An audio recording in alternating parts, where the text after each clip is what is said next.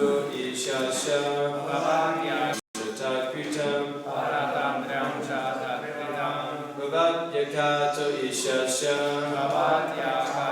Ishasya Shakshino Nivritatmana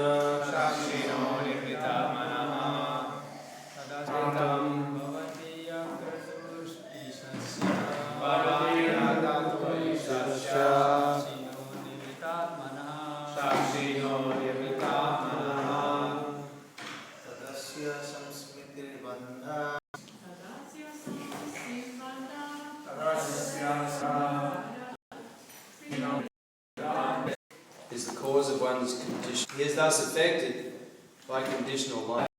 In within. Does not do anything. Purport. The Mayavadi philosopher who does not differentiate between the Supreme Spirit and the Lord. The Mayavadis misuse the word and say the Supreme Lord is the leader and maintains such parties as if a captive in the hands of material energy. Whatever the material energy dictates, the conditioned soul does. He has no responsibility. He is simply the witness of the action. But his material energy is so forceful that it is insurmountable. But if a living understands that without difficulty. In summary, the suffering of the conditioned soul does not do anything and is transcendental to such activity.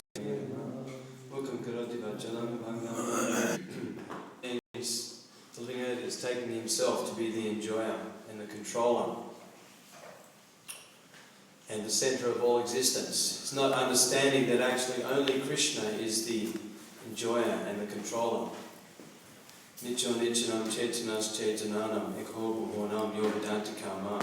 Prabhupada touches on this point that among all the eternal living entities, there's only one supreme eternal living entity, Krishna, who is maintaining all the living entities with all their necessities. And to the point, Prabhupada says, to a lesser or greater degree, there's no reaction to who anishwaram bhakparaspada sambutam kimanyat kaimahadukam. So this is the foolishness of the living entity and can try and bite the tires. That at any moment the master yanks the chain and the dog is brought back to reality that he's actually a servant of the master. He's not independent. So the living entity is like this. He's thinking he can run around this material world in all different species. Speak of spiritual guidance and spiritual necessities of life. He's completely dependent upon the Supreme Lord for even his material necessities. For his food, his water, his sunlight, his air. Like Srila Prabhupada said, no, in the womb find horrible space. But if we were forced to be put in the womb or an airtight bag, we couldn't live for 3 seconds. So even it's by the mercy of Krishna and his directors in the universe, the demigods, that we can even breathe, that we can even survive, that we can even see, or that we can even live in this world. We're so much dependent at every step of our life. And what to speak of being materially dependent, we're completely spiritually dependent. Without the causeless mercy of the Lord and his devotees, then we have no chance of understanding who we are, who is Krishna, what is our relationship with Krishna, what is the purpose of life, how to get out of this material, hellish existence in this material world. Because no one has any clue. Even there's so many, Srila Prabhupada says, there's so many big universities teaching so many highfalutin subject matters, but where is the universities that is teaching the science of the soul and the soul's relationship with the Supreme Soul, Krishna?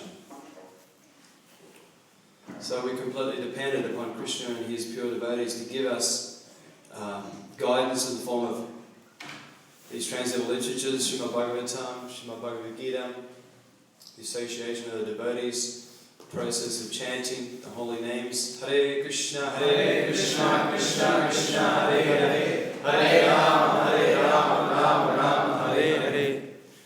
A wonderful opportunity to take darshan of beautiful deity forms of the Lord, eat Krishna Prasadam, all these things of merciful incarnations of the Lord in which we're bestowed great mercy to make spiritual advancement. So the devotees become, like Srila Prabhupada says, everyone is dependent, either in the material world. Even if you reject Krishna, you're dependent, completely dependent on the material energy and the gifts of material nature. And even if you're completely sold out to Krishna, you're still completely dependent on the causeless mercy of Krishna and his pure devotees.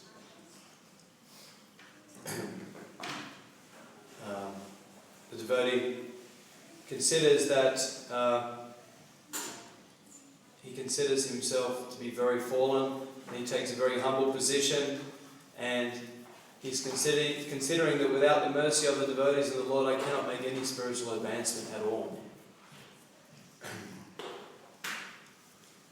Even we may chant the Hare Krishna Maha Mantra on our beds and read these books and worship our deity at home, but if we don't have the association of devotees, then it's very difficult to maintain. So the association of devotees is the most powerful thing to keep everything intact in our Krishna consciousness and not fall back again into the material energy. Like Srila Prabhupada would say, when a devotee left Krishna consciousness, they're blooping.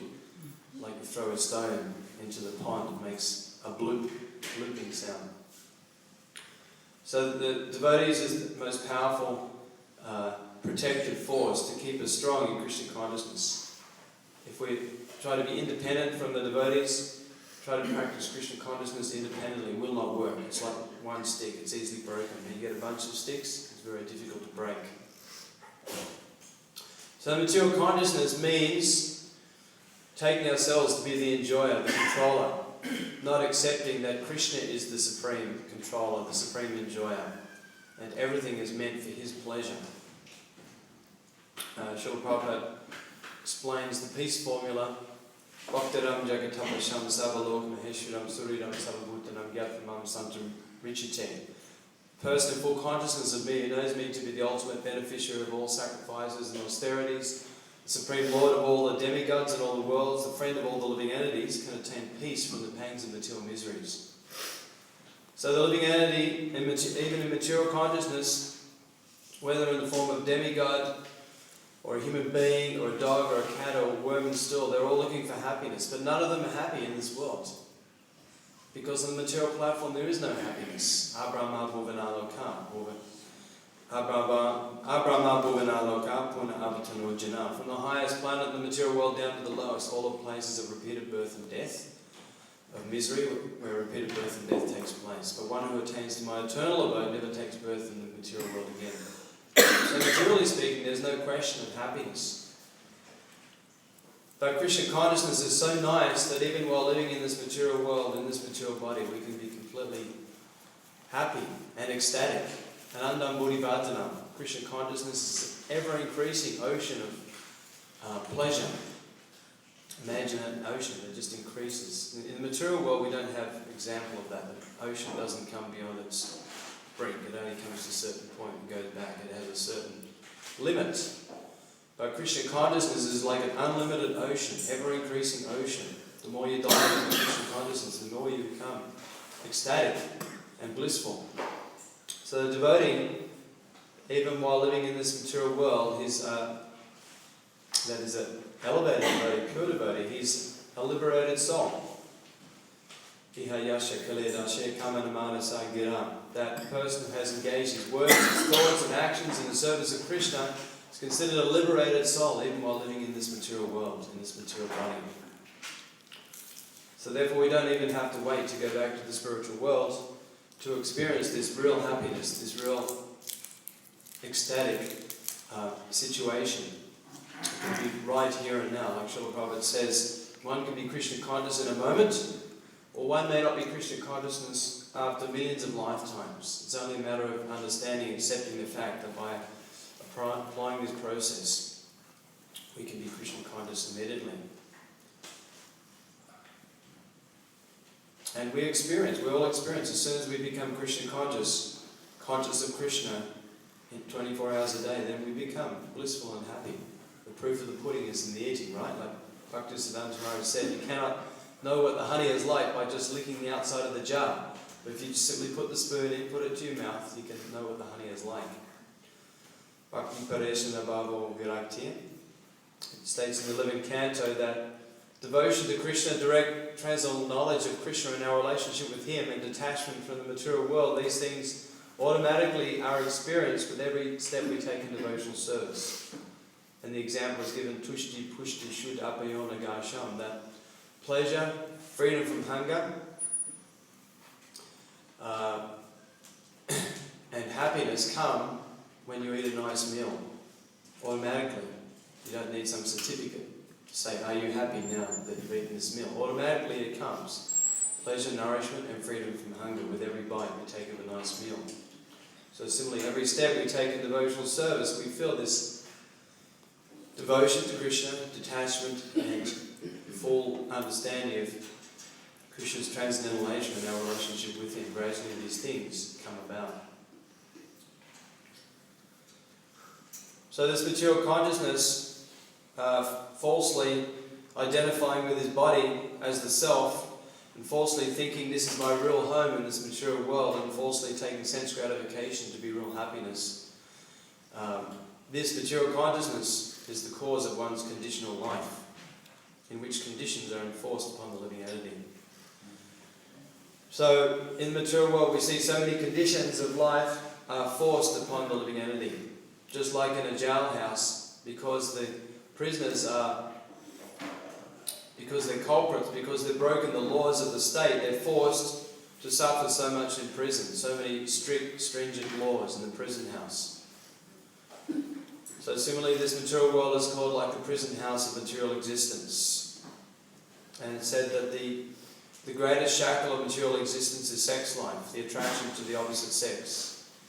This is the most powerful energy, the most powerful attraction in the material world. But actually it's a perverted reflection of the real happiness, the real love. That pure love for Krishna in the material world gets transformed into lust for the opposite sex. Just like pure water from the sky, when it falls and hits the ground, it becomes contaminated, becomes muddied. But again, if you put it through a water purifier, you can bring it back to its original state. Srila Prabhupada says even urine, very contaminated substance, it can be purified and turned into water by the power of the sun. So the conditioned soul, undergoing so many tribulations and sufferings in this material world and completely forgetful of his eternal relationship with Krishna, and even taking the body of a dog or a hog or a worm and stool, can be brought back to Krishna consciousness in a very short time. And even we see that human beings that are practically living like hogs and dogs in this Kali Yuga, worse than hogs and dogs, doing activities that even the hogs and dogs don't do. Taking drugs, intoxication, prostitution, illicit sex, meat eating, gambling, all these horrible activities. Even the animals are not doing these activities. So their life is less than an animal, but still it's so... The inconceivable mercy of Krishna is so wonderful that even the most fallen in Kali Yuga can be transformed into a lover of God, a lover of Krishna. And most of us, I won't say all because some of you are probably brought up in Vaishnava families here, but most of us are coming from this fallen background, and by the inconceivable mercy of the Lord and his devotees we've been saved, and now we're on the path of perfection. I remember I went to the Philippines about 15 years ago for Tamara Krishna Maharaj's Vyasa Puja there, and the devotees had a farm in Cebu, and they built this path around the farm like made of pavers, and the devotees call it the path of perfection. You go into Japa walk, you walk around the path around the farm. It was the path of perfection.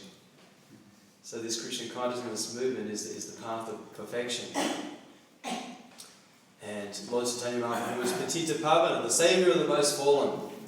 So we are all the most fallen. One devotee said to Prabhupada sometimes, he said, I'm the most fallen. Prabhupada said, you're not the most of anything. So Prabhupada said, no, we didn't have anything. We didn't have any even, what to speak of devotional service, we didn't even perform any pious activity in this life. But Srila Prabhupada said, I created your pious activity. Another devotee said to Prabhupada, I think it was Giriraj Maharaj, Prabhupada, sometimes I feel like I'm in Maya. Srila Prabhupada said, you're always in Maya. So this is our conditioning. We're always in Maya, in this material world. The living entity is tightly bound up by the stringent laws of birth, death, old age and disease. And he's totally affected by lust, by greed, by anger, by envy, by forgetfulness. And so many laws, just like there's so many laws of the state, and if people break the laws, they have to be punished and go to jail. But if people follow the laws, then they get rewarded. So similarly, the living entities in this material world have come here because they've broken the laws of God. They've chosen to become envious of Krishna. They want to usurp the position of Krishna. And as soon as we have that mentality, we're kicked out of the spiritual world and wind up in the material world.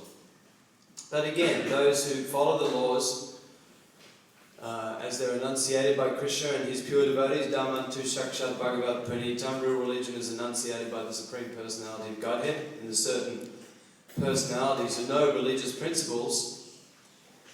Swayambhu Nararasambhu Komarakapalo Manu, Palado Janako Bhishmo, Bali Vayasiki Vayam. That there's certain great souls who they know the religious principles, and they're the great spiritual masters of this creation. Swami Manu, Lord Brahma, Lord Shiva, the four Kumaras, Lord Kapila, Janaka Maharaj, Bhishmadev, Sukadeva Goswami, Yamaraj, Bhishmadev. So, real human life means to take shelter of these great personalities. Mahajano Yana Katasa Panta. We have to follow in their footsteps by taking their instructions to heart. We can't imitate these great personalities, but we follow in their footsteps. How? By taking their instructions to heart. Just like Srila Prabhupada has come in recent times. The Acharya for the next 10,000 years. The great pure devotee of the Lord. Senapati Bhakta. And we just have to follow his instructions, to take up this process of chanting Hare Krishna, Hare Krishna, Krishna Krishna, Hare Hare, Hare Rama, Hare Rama, Rama Rama, Hare Hare. Dance in ecstasy, feast on Krishna Prasad, and preach the glories of Krishna. And imbibe these instructions in these transcendental literatures in our hearts daily. And then we will experience the true bliss of Krishna consciousness. Bhagavatam states that by engaging in devotional service, one automatically acquires causeless knowledge and detachment from this world. So this is practically experienced when we engage in Krishna service. We develop more and more knowledge and realize knowledge and detachment from those things that take us away from Krishna consciousness.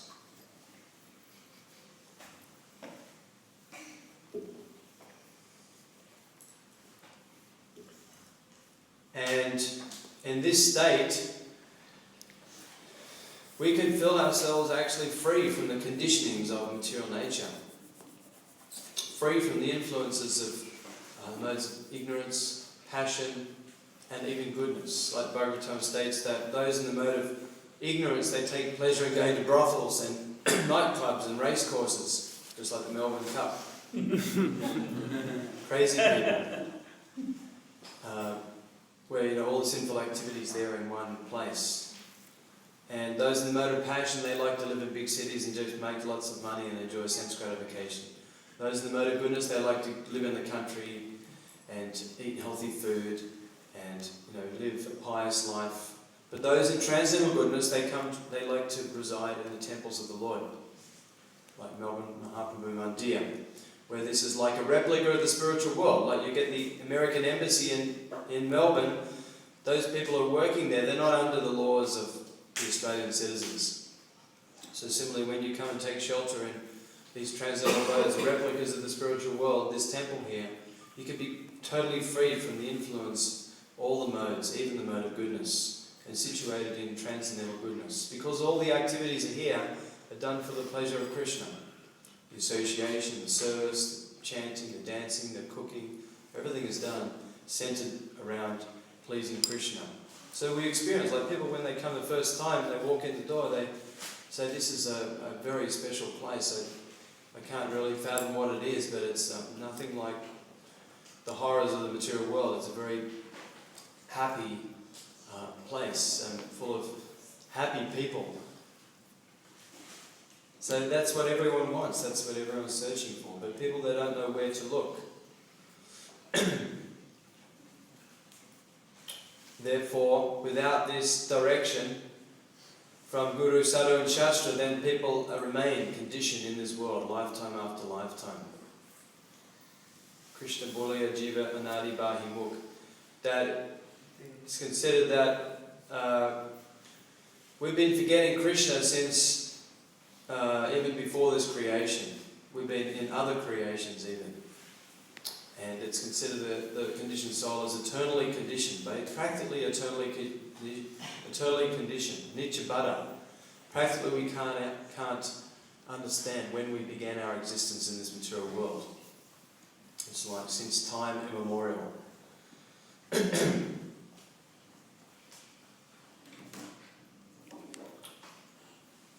And Srila Prabhupada says Anadi. We've been in many other creations, not just this creation. And just this one creation goes, millions of years. Lord Brahma's life, even his 12 hours, is millions and millions of years. Right? His 12 hours is a cycle of 1,000 times the cycle of the 4 yugas put together. Is that right? Yep. It's 12 hours, and his night time consists of the same time. Yep. And so that multiply that by 365 multiplied by 100. So we cannot understand the life of Lord Brahma, but his life is considered to be just like bubbles in the ocean, coming and going, coming and going. Even Lord Brahma, our Lord Brahma in this universe, lives such a long life, billions and billions of years. Was it 311 trillion years, 40 billion years? We can't understand, can't comprehend. 4.2 trillion. So, but he is a very small Lord Brahma. He only has 4 heads. Other Lord Brahmas, they have hundreds of heads, thousands of heads, 10 million heads. So once our Lord Brahma wanted to go and see Lord Narayan, he came to the doorkeepers of the spiritual world. And they said, "Who are you?" And he said, "I'm Lord Brahma, Lord of the material creation."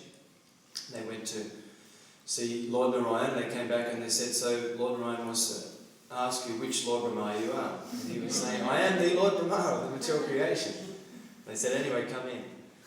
So they came into the assembly of Lord Narayan, and he was asking Lord Narayan, "So why were you asking which Lord Brahma I am?"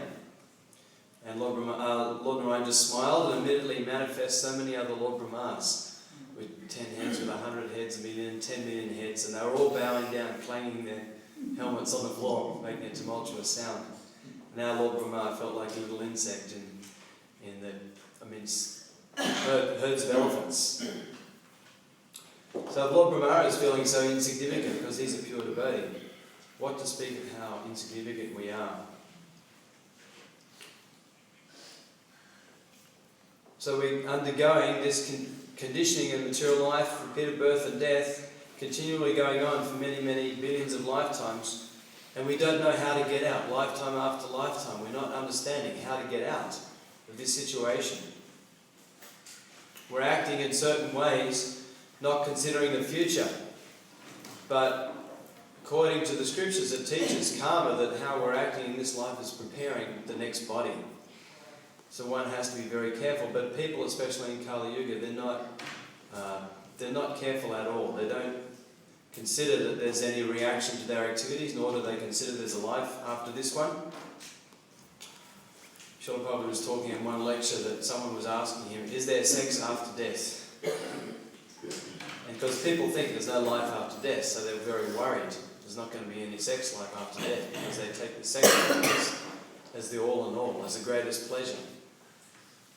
But Srila Prabhupada was saying, yes, there is sex after death. You can come back as a pig or a dog and have sex life again. And Prabhupada tells a story of some man in India who was like one saint said, no, you're drinking alcohol, so you'll have to go to hell in your next life.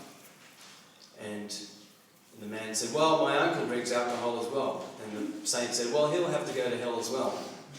And my mother and father, they drink alcohol as well. Well, they'll have to go to hell as well. And then the man was thinking, oh, very nice, then I'll be there with all my friends in hell. So this is the materialistic mentality. They're so conditioned that they're thinking their so-called happiness is real pleasure. Like Srila Prabhupada says, you get a worm and still you pull him out. He's thinking that's a perfect situation, he'll just fall back in.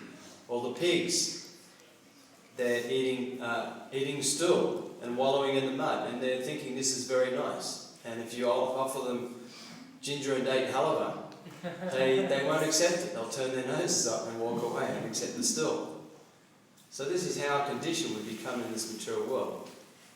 And Srila Prabhupada explains here that the Mayavadis, they're so offensive to Krishna that they don't differentiate between the Supreme Spirit and the individual spirit. And they're teaching that, the living entity is one. It's all one. Everyone is one with God. We're all God. And when we become liberated, then we become God again. And so they teach that, the living entity, his pastimes are all lila because it's all one. So even in the body of a hog, eating stool, this is lila. This is so offensive. Like Srila Prabhupada says that lila is only meant for Krishna. So this philosophy is so much degraded, so far off the track. And this material world, especially in Kali Yuga, is so polluted by this Mayavadi impersonalistic philosophy, even in the Western countries. And Srila Prabhupada, this prayer we sing every day to glorify Srila Prabhupada, Namaste Saraswati Devi Gauravani Charani, Nivashesh Shunyavadi Pasachade Satarani. That we offer our respectful obeisances unto Srila Prabhupada, who has come to this material world to destroy voidism and impersonalism. The whole world of Kali Yuga is completely affected by this voidistic philosophy and personalistic philosophy. But Krishna consciousness is so powerful that it can completely smash these bogus philosophies and re-establish the absolute truth of Krishna consciousness.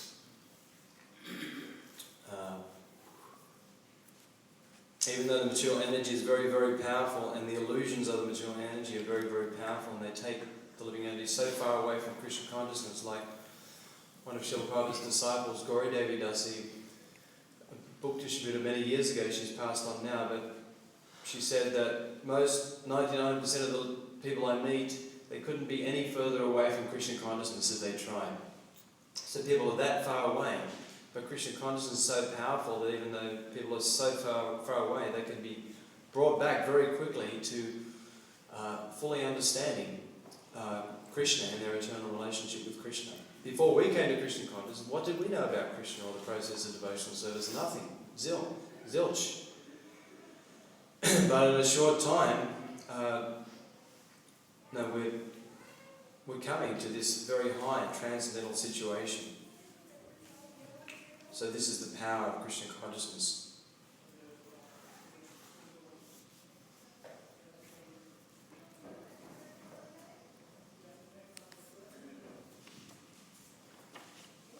So, Srila Prabhupada says we have to always understand that we are dependent. We're never independent. And even as aspiring to become devotees of Krishna, we have to realize that we're always dependent upon Krishna and his pure devotees for making any advancement in spiritual life.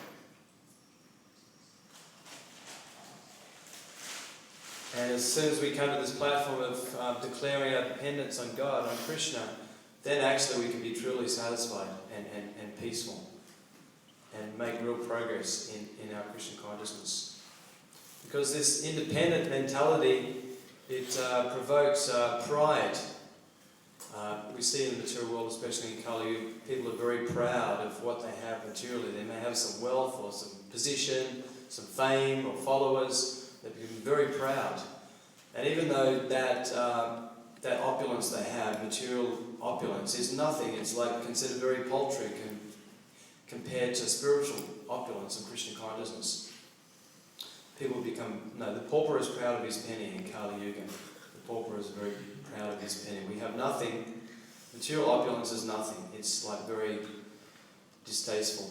But still we become very proud of achieving even a little bit of so-called position or opulence in this material world. So the spiritual life is humility and pridelessness is very important for advancing in spiritual life. To understand that I'm completely dependent on the mercy of Guru and Krishna. I'm very insignificant. I know nothing. I'm completely materialistic. I have no devotion to the Lord, and I constantly need the help and guidance of Krishna and his elevated devotees at every step of my life. I remember my spiritual master, Tamal Krishna Maharaj, he said he would never, even though he's a big leader in the Krishna consciousness movement, he would say that he would never make a decision, important decision, without the guidance of many of his godbrothers. So this is what to speak of us, how much we need to take guidance constantly so that we don't go astray from Krishna consciousness. Because we're to touch the Shakti. By nature we are para-prakriti, we are spirit, but we have the tendency to fall down into this material nature and try to enjoy this material nature. So the living entity is like that position in between the sand and the sea. That position right on the shoreline where the waves are sort of breaking. Sometimes it's covered, and sometimes it's uncovered. So that's like us. We're to touch the Shakti, marginal. We can go to the supreme spiritual energy, or we can go to the inferior material energy. At any moment we can choose between the two. And Srila Prabhupada says, listening to a lecture, he says if we prefer the material nature, then we come under the control of dukkhalayama shashvatam, this temporary nature full of miseries. But if we choose the spiritual energy and Krishna consciousness, the Sango Ayam Purusha, we become under the blissful spiritual nature, the eternal nature, Anandam Bodhivardhanam, the ever-increasing ocean of ecstatic bliss in Krishna consciousness.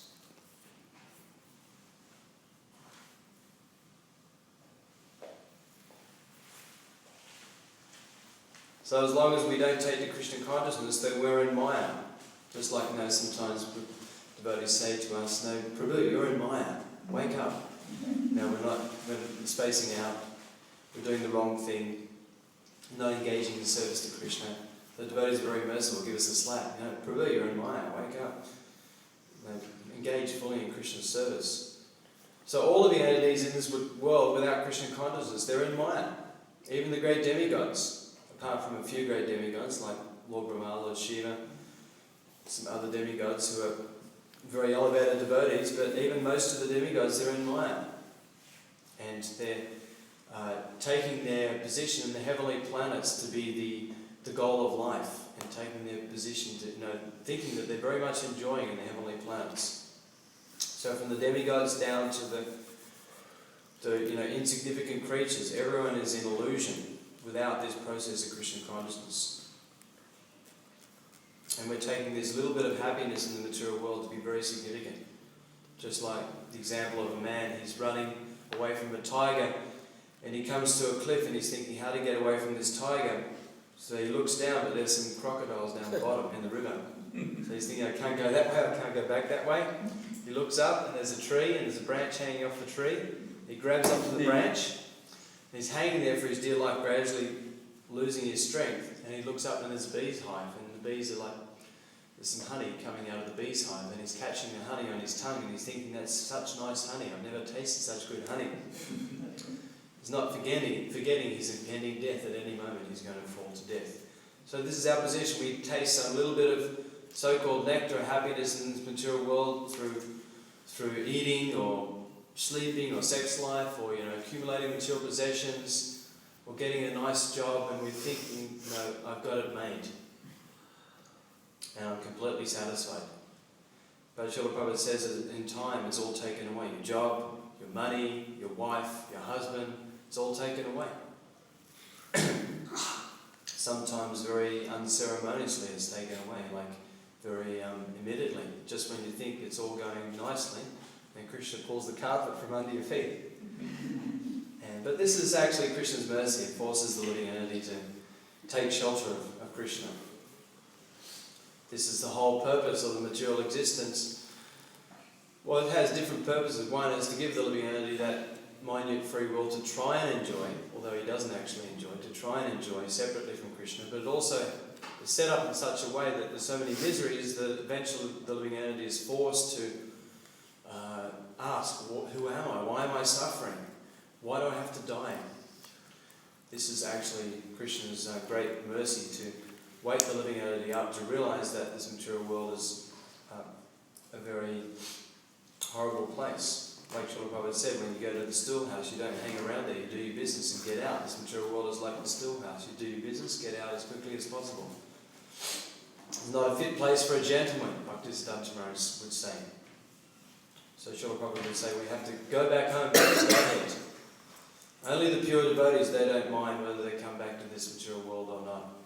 You know, like Bhaktivedanta, he prayed, my Lord, even if you want me to take birth again in this material world as an insignificant insect, I do not mind as long as it's in the house of your devotee.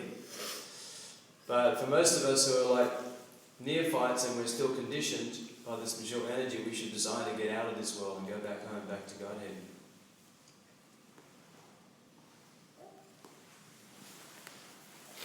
So therefore, Lord Rishabdev says, Nayam deho bhajamra loke kastan kaman ahati bhajamye. He says, my dear boys,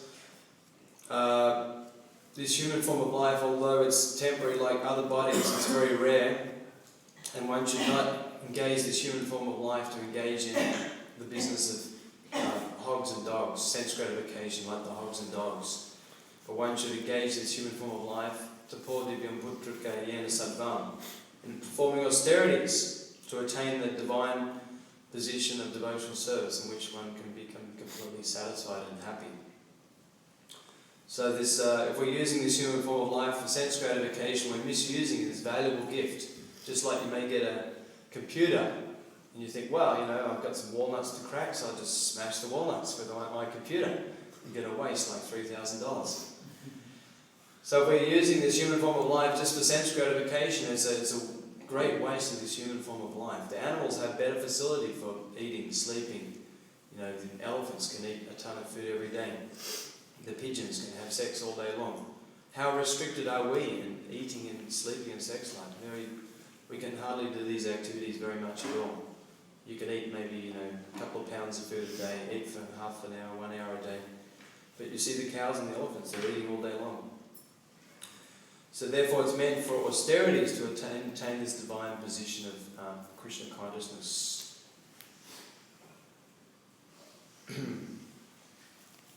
And when we experience this ecstatic taste of Krishna consciousness, then naturally we want to give it to others. We see people suffering in the material world, and the devotees feel very kind-hearted, very compassionate, and they try to go out and give Krishna consciousness to others. Just like the other day, I went to Swinburne University with a couple of the devotees, and many nice students. They're very, very young and very open-minded and interested, and many of them were taking Bhagavad Gita and different books. A couple of months ago, I was in Bundaberg in North Queensland, like the capital of, you know, rum consumption in Australia, where they have all the rum factories, Bundaberg rum. And but there was a lady, you know, I was finding it tough. You know, a lot of people were not really accepting the books. But then I saw I had a book table set up in the main street, and there was one old lady. She must have been about 80 years old, just sitting on the bench. She had like a scarf, like maybe a European lady, German lady.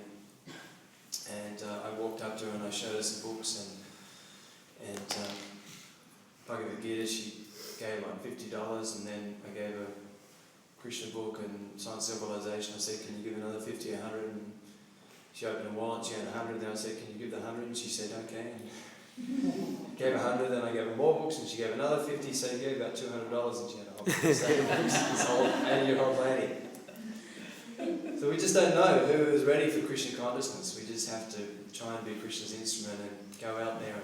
And, like I was on the plane once between Gold Coast and Kuala Lumpur, And I was trying to do books on the up and down the aisles, like, you know, sort of late at night.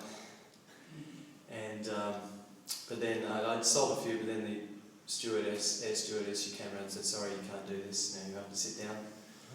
So I sat down for the rest of the trip. And then when I got off at KL, this lady, she came up to me in the airport and said, "Oh, I was following you around the aisle. I wanted to get one of those Bhagavad Gitas. I actually practice yoga." So she bought a Bhagavad Gita in the airport. And then I got on the next plane from Kuala Lumpur to Delhi or wherever it was. And because they were all like Indian people, Indian staff working on the plane, you could do books on the plane. They don't mind, they don't bother you because they're mostly like Hindus anyway. So about 11 o'clock at night when they started to go around the plane, when half the people were asleep and half were still awake, so I was going around the whole plane and many people were buying books even midnight, you know, high up in the air. So anytime, any place, we should try to preach Krishna consciousness.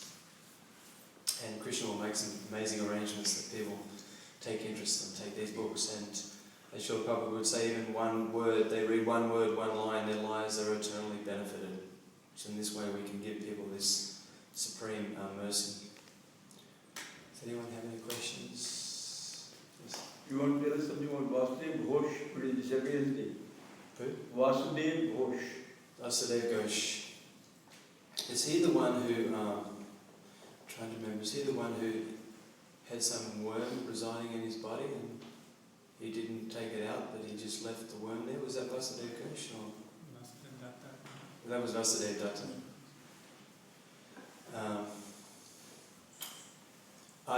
I'm not so familiar with Vasudev Ghosh. I mean, he was one of the chief associates of Lord Chaitanya, right? Does anyone know any pastimes, Vasudev Ghosh? You know something? Yeah, Vasudev Ghosh, he appeared in Navadvip, actually. He was elder than Mahaprabhu. And he wrote many songs about Mahaprabhu, you know. There is a song you'll find in books called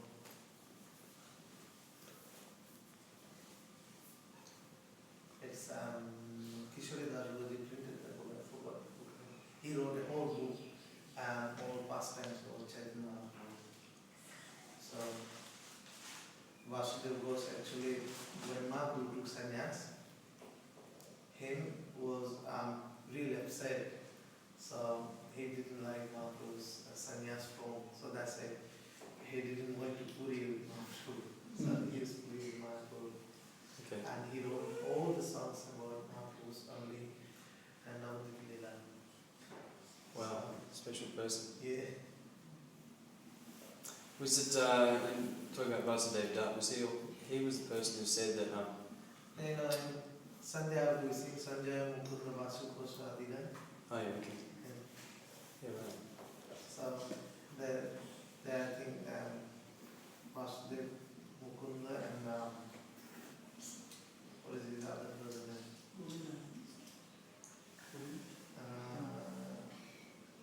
Yeah. And later on, you know, he used to have the Gopinath deity. That's not in Chaitanya Charitamrita, but what's there? That's they say in Agravadi. He used to worship Gopinath, and then once he had a kids, and then what he started to do in taking care of the kids, and the time became less for Gopinath, and Gopinath was a bit upset, and then he said, "Oh, you know, nowadays you don't take care of me enough.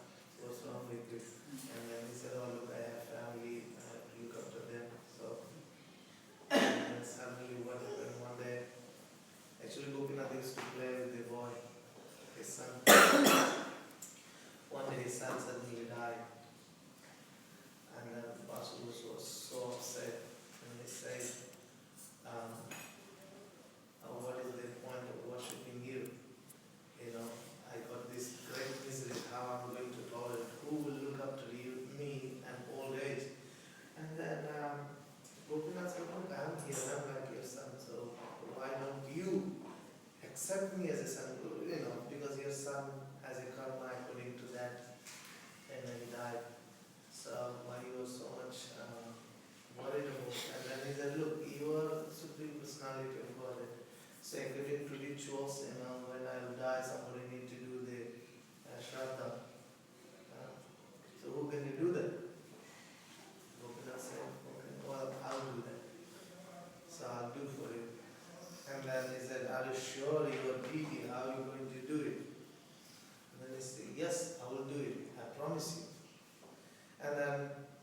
He said, all right, if you promise, and I'm sure you will do. So still, you want to just confirm one day what happened. Gopinath used to wear a ring.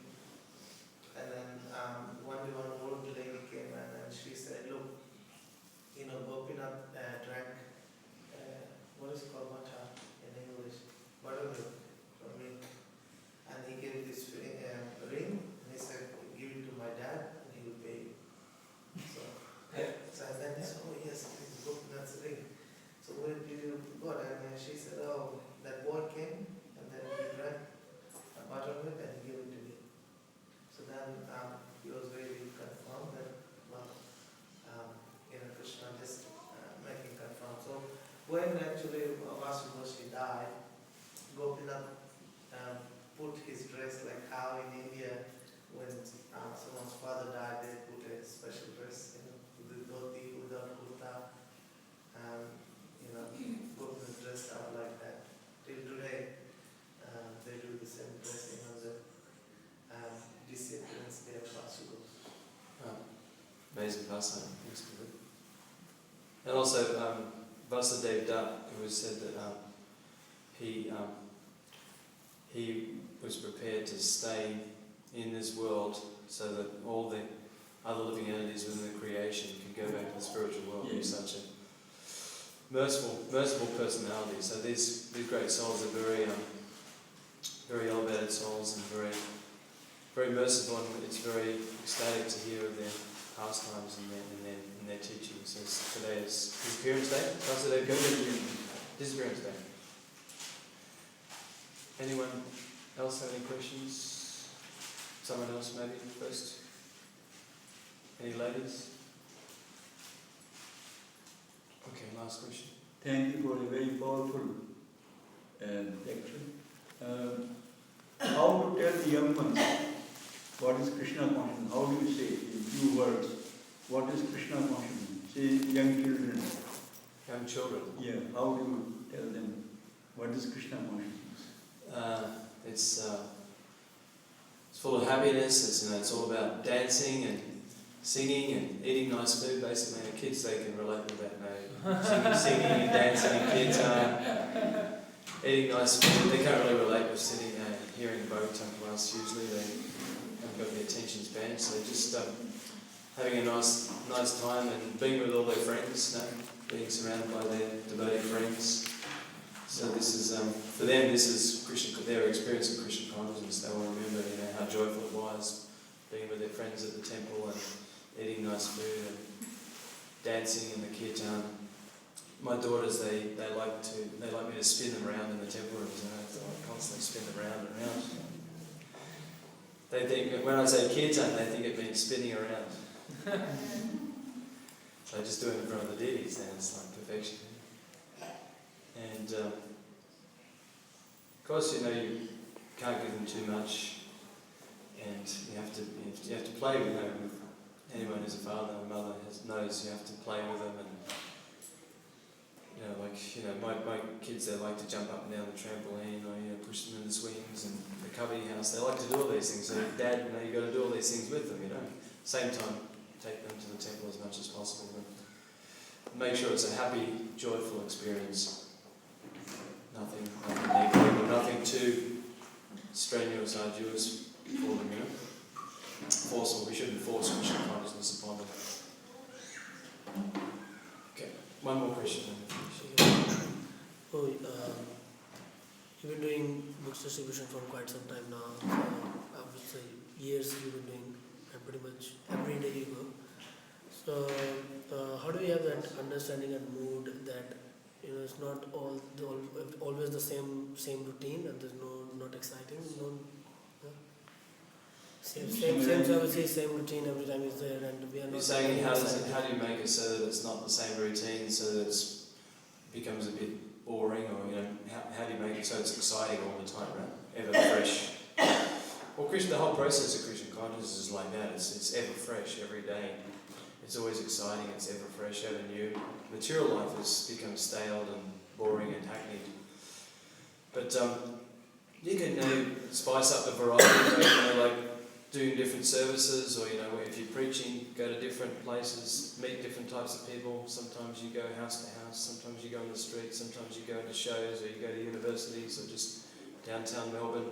Not that you have to go to the same place every day,